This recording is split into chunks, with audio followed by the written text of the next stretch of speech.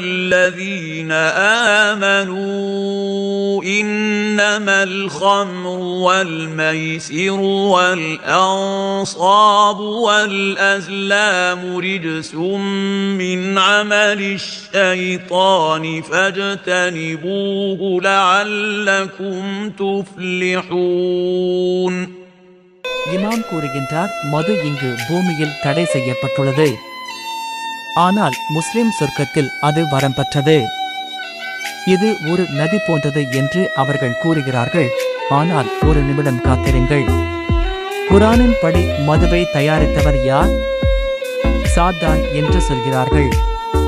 ஆம், அவர். ஆனால் முஸ்லிம்களின் சொர்க்கத்தில் சாத்தானால் தயாரிக்கப்பட்ட மதுவும் இருக்கிறது. முஸ்லிம்களின் சொர்க்கத்தில் நுழைந்ததா?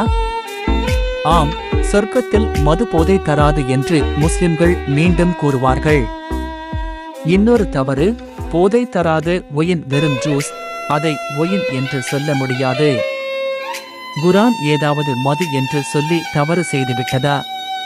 போதையில்லாவிட்டாலும்